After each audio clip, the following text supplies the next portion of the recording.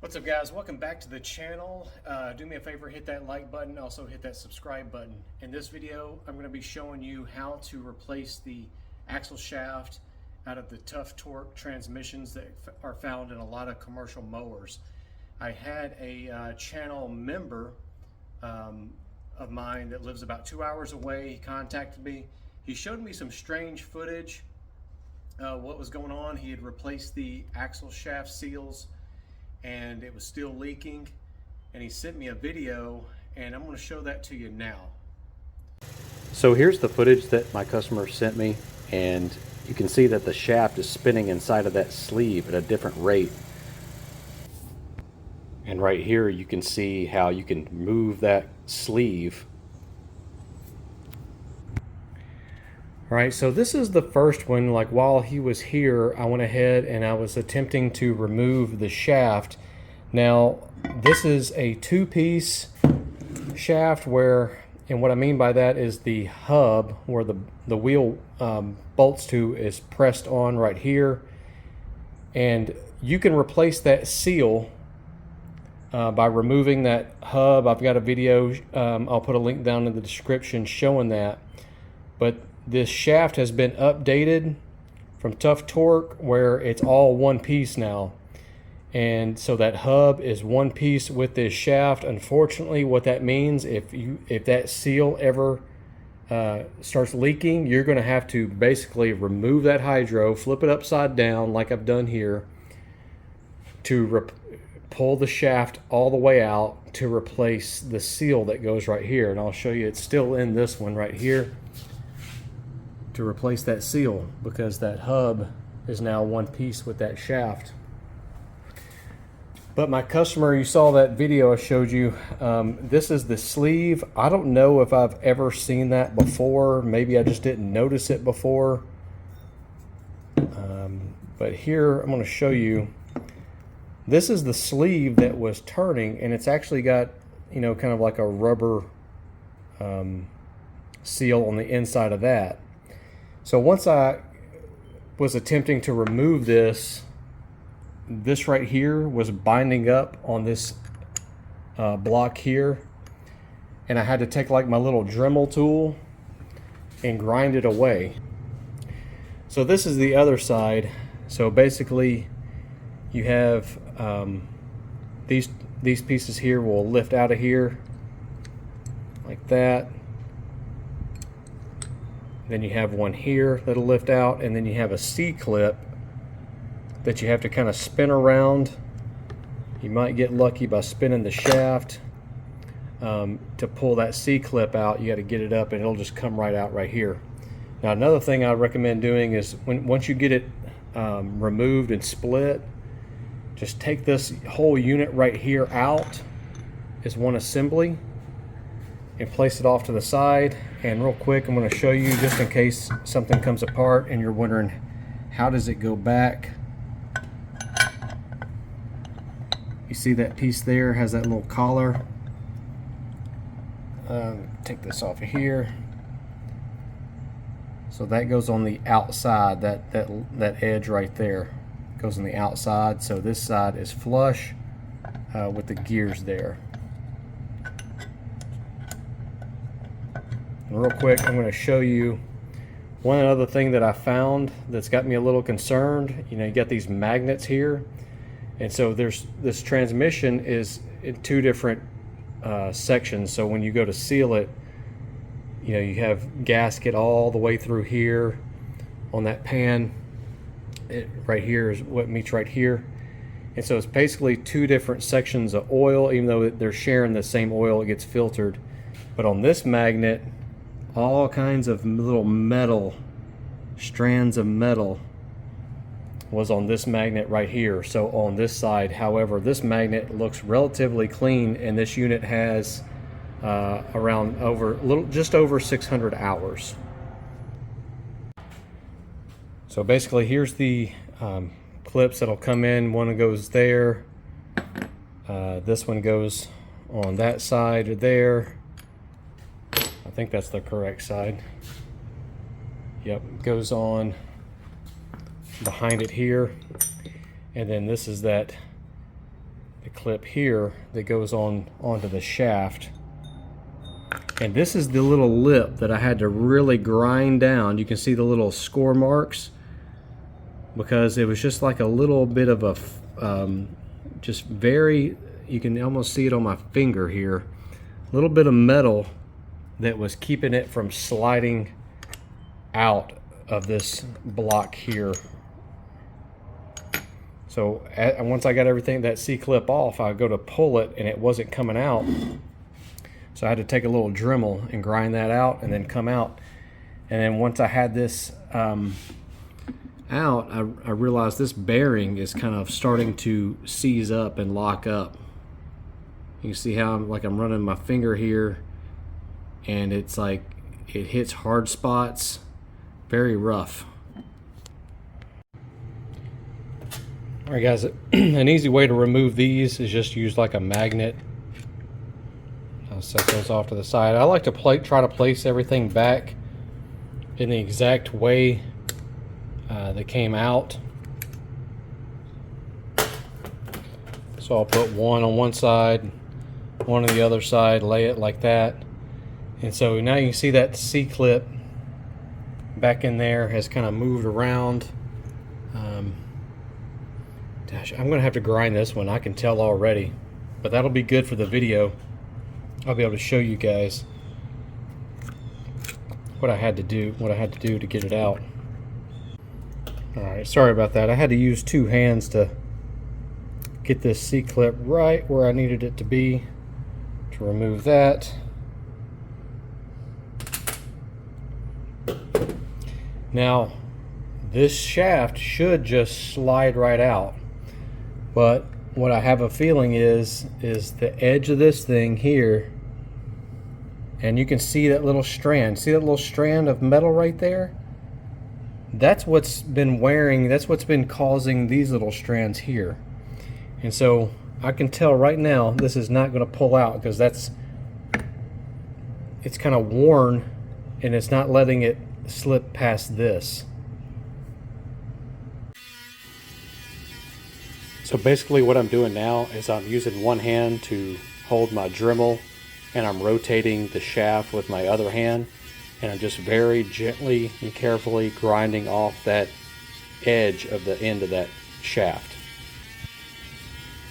Now once I had it ground down enough, I was trying to test it, slip it out, and finally I was able to yank it on out. I'll show you this edge here. That's where that C-clip in that groove retains it against this piece here, and I'm finding like little, hair thin pieces of metal that shaving is actually coming off of that shaft. And I'm inspecting that block there. So now I can take out this other piece. Then next you can just lift this gear out of here, and I'm inspecting it for any damage. Didn't see any. Everything looked good. And now I'm just carefully feeling of it, feel if I feel any metal down in there. Decide to take my magnet to see if I can pick up anything out of that oil. Didn't see anything alarming on that, so then I decided to grab my flashlight and really give it a good close inspection everywhere. Alright guys, so here's the sleeve on this other transmission that you just saw that I used the Dremel and removed the all the metal that was keeping me from removing that shaft out of this piece here. So the newer pieces, if you were to try to just replace this, you can't get this anymore. It requires you to buy the entire one-piece shaft. But in the event that you are lucky enough to have that two-piece, and I never knew that it had this sleeve on here. I'd never seen that not, that it would stay still and rotate. The shaft would rotate through this sleeve right here. But one thing I want to point out is all these deep grooves right here, and especially like that mark right there. Even if this is okay on the inside and it's turning with the shaft, these grooves right here are going to keep that new seal. It's going to leak. You know, this is in bad shape. This is probably a mark from you know, someone replacing the seal or something, you know, but these marks right here are from probably like wire or twine or something. Well, a lot of times I've seen metal wire get wrapped around the axle shaft seal, and it'll sit there and cut in grooves into it. So even replacing the seal isn't good enough. You'll have to replace this. This has got to be smooth for this seal lip to perform properly. But luckily, as far as all these shavings, I'm looking down at that magnet right there. It doesn't have any of those long slivers on it, so I think it's going to be okay. I think this magnet here, which is that one, was doing its job and catching all those fragments as soon as they were coming off of that shaft. So I think we're in good shape. I'm going to recommend to my customer that we go ahead and replace this bearing as well. Doesn't feel as bad as the other one, but it's a little bit rough. But while we're in here, I would recommend replacing it. Yeah, those grooves are pretty bad. And I'm also going to replace that plug that's on the top side. It's, you know, kind of got some dry rot, so we're going to clean off that magnet, get all new fluid in here, all new seals and everything, new shaft. So probably be good to go for a lot longer than just 600 hours. So real quick, there's the part number for the one-piece shaft. And I've made a video showing how you can order all the parts you need for these John Deeres. You can go to deere.com. And I'm going to show you this shaft right here. And I'll put a link down in the description for that other video showing you how to buy all the new parts. So here's the new shaft, and you can see here that it comes with the hub already on it. There's no more sleeve there. It's all one piece, nice and smooth. And that's what it's going to need to be. So this is the new upgraded shaft. So now let's get it installed. So before we can do it, we need to clean off all the old gasket material off the transmission housing and the pan. So guys, I apologize for not getting any footage of me replacing those bearings, those axle shaft bearings, but it's real simple.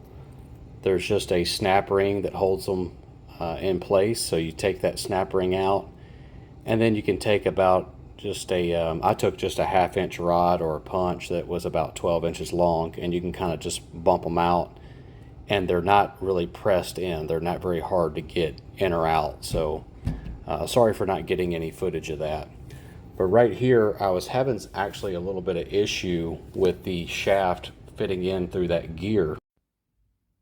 So since this shaft was brand new, I kind of figured out and found out that it had a little bit of a defect in the splines. So I ended up pulling it out and kind of just making sure I was running a piece of sandpaper along the gears and cleaning out all the grooves. And then once I did that, it was able to slip right through that gear, but it should move pretty nice and easy. But you can see here how I was kind of having a little bit of issue, so I had to take care of that. It still didn't fit perfect like it should. It should slip through that gear just really easy. But I got it slipping through there where I was able to put in all those little pieces back into place, put that C-clip back in. Now once everything's back in place, it was time to apply the gasket maker, silicone gasket maker.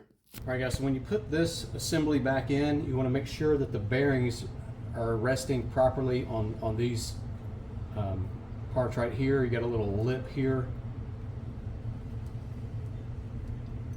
because it is easy to have this bearing right on the edge of that lip, and it's going to probably break the pan when you go to tighten down. Now when everything is lined up properly, this pan should just kind of wiggle down into place, and it should go all the way down to where it crushes into the silicone. And don't ever force the pan down by tightening the bolts. So there's 3 different links. So you got 2 long ones, and then all the rest of them are down here, 2 different links. So there's high spots and low spots. So you'll have, you know, bolts like that. They go in the higher spots, and then the shorter ones go in the lower spots there. And what I recommend doing is getting all the bolts started, get a couple of threads turned in by hand, and then I will kind of sink them down a little bit with gradually with a impact, but I do the final tightening with a ratchet. Tighten them down in a crisscross pattern and tighten them down to 25 Newton meters. Do not force the pan down by tightening the bolts. All right, guys, so now we got it flipped over. I'm going to go ahead and replace this plug. There's a magnet underneath here, and the way I do that is I usually just take a really little sharp chisel or screwdriver, and you can notice there's some dry rot, and these leak often after for a long period of time. They dry rot out and start leaking oil. So if you got one out, I would go ahead and recommend replacing this plug.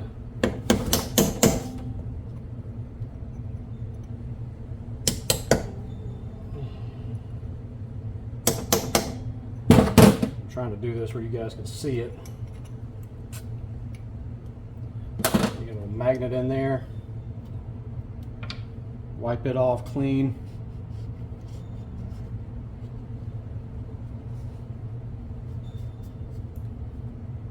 Put it back.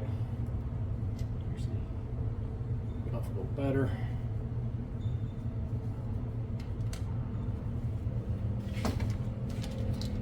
Use the part number for that plug. They've updated these plugs. They used to not have this brass or whatever that is. It used to just be a rubber plug, but now they have this brass on there. It's a lot better design.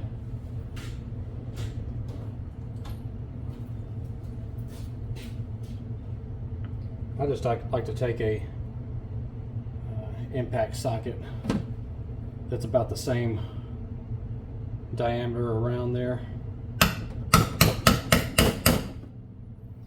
Just knock it back in.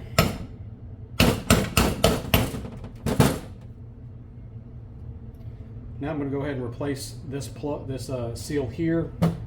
Now, oftentimes, you know, people will ask why I'm not using a puller like that to remove it, and what happens is it will damage the pulley. What I like to do is I'll put like some chisels. One will go right here. It might damage that, but like I said, you need to go ahead and replace that anyway. And I will put one like right in here. You can actually maybe see that mark where my chisel was just kind of hitting, and I'm just applying some pressure upward on that pulley.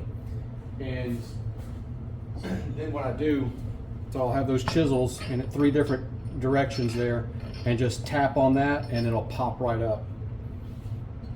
And I'll do that without causing, you can see how it's barely bent right there. I can put that on the table and knock that back down. But pullers usually damage them a lot more, unless you can get one that'll grip right here and it has 4 legs. That would be ideal. Now the way I remove this is I usually just take like a sharp pick, grab one here,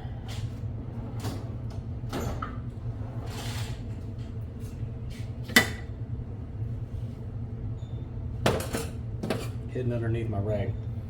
So there's a bearing underneath here, but you got plenty of room. I like to just take a pick. You can do it with a flat blade screwdriver, but this just goes into it a lot easier.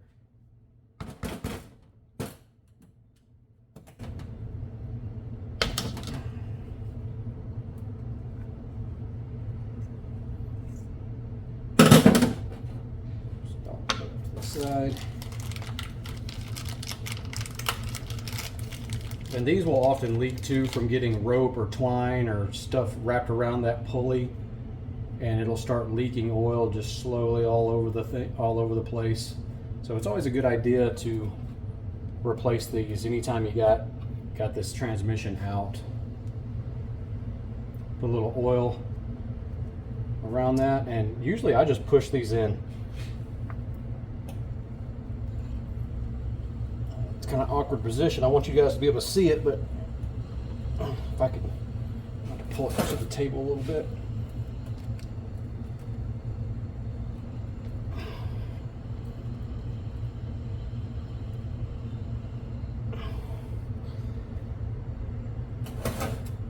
And if it makes you feel more comfortable, you could just tap those in.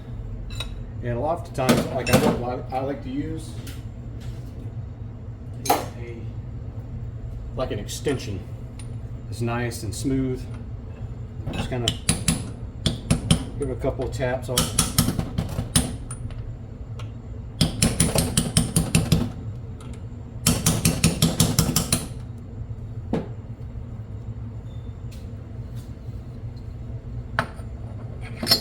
I can put that back on.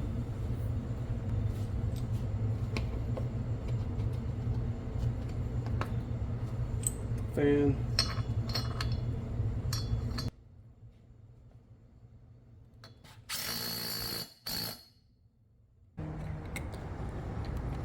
And finally, I put the new oil filters back in there. I've made a video on all this stuff, guys. I'm going to put a link down in the description. And I've already made videos of how to remove these, install them, how to do the oil change, all that good stuff. I'll put links down in the description. So guys, that's going to wrap up this video. I hope it helps you out if you have to replace that axle shaft seal. And if you have that two-piece axle and you need to replace it with the one piece, or if you replace that seal and it's still leaking. Hopefully this video helps you guys out. I will put a link to the other videos that I made. The one about looking up the John Deere parts and removing it and changing the oil on those transmissions. Those are found in a lot of commercial zero-turn mowers like the John Deere Z900 Series. And I didn't get any footage of me reinstalling those on the customers because I actually did that I went out to his house and put them back in for him as he took them out watching my video and brought them to me. But anyway, I hope this video helped you out. Hit that like button, hit the subscribe button, and sorry for not posting. I know it's been over a week since I posted a video, but I got a lot more videos coming soon, guys. Thanks for watching. I'll see you next time.